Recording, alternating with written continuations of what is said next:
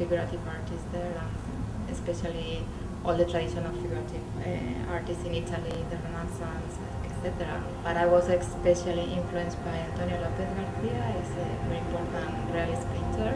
And in my studies, when I was studying in the university, I had a very good teacher, Florencio Galindo. I'm very attracted to human form for me because this is who we are, so, and existence, life, death. And I work by attraction. I like to paint whatever calls me. I'm very fascinated by humans and our whole experience in life. So I get attracted by the moment or by situation, and I take images, and then I collect all these images, and through the years I may choose something. I took a photograph 10 years ago, and it comes out for a new series of work about something I was thinking a long time ago. So I like to work with photographs rather than having a model, because it limits me a little bit. If you have a model, you have to be depending on them, and I like to work at night. When I see an image and I'm in a situation, I'm already creating the painting. It will be a very simple moment, but at the same time it's full of life, it's full of itself. I don't like to say everything. I like to leave things open, because even though we have a limited body, we are not limited. We have a soul, we have more than that.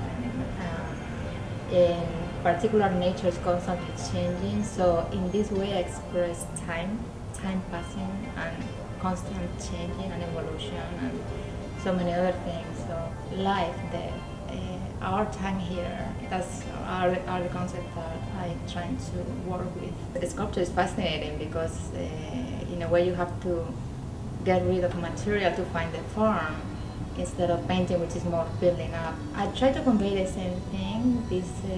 The latest work, I did these heads of kids, and I was trying to talk about innocence, purity, what a kid is, and I kind of make an homage to kids, because I love them, and I think they are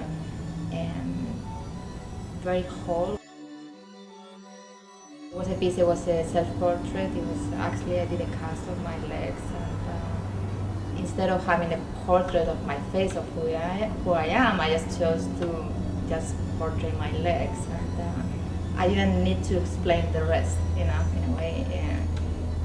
Your mind can finish the piece or leave it open. How do you portray a mind? You cannot limit it, so in a way, I leave it in some parts of the figure opens. I try to incorporate the human soul, or energy, or this environment, the space. The color for me is emotion. It always brings emotion, or is linked to some emotions.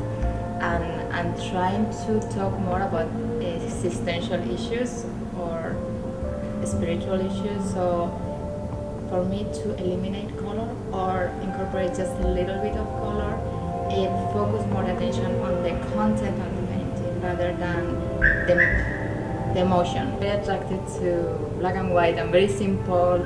I work with very few elements.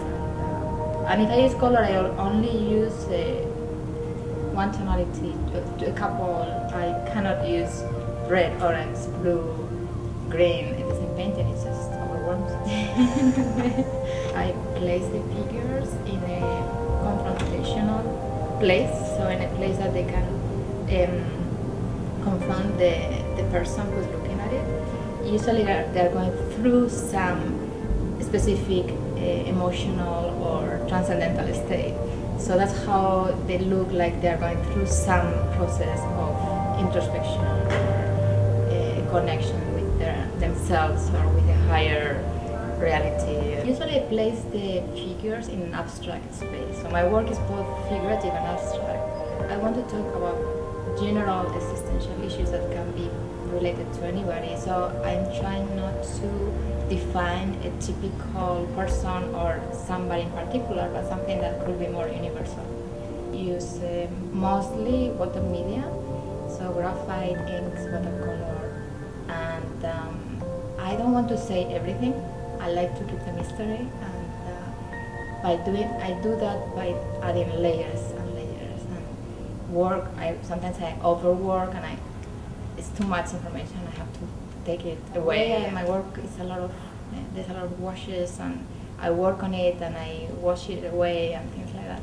You can see in my work a lot of time. The time is reflected there, even though you don't see it, but you see time passing. But at the same time, it enriches the painting. It has a kind of history itself. And the whole show was about memory in a way, and so be aware of who we are and in touch with ourselves, to realize our limited time in our lifespan, and how can we be very connected to who we are and bring out the best of, of your life. I think art is a great experience on itself, and I think it awakens people in many ways. So to have the opportunity to go to art shows and try to understand what the artists are conveying, it's a good opportunity.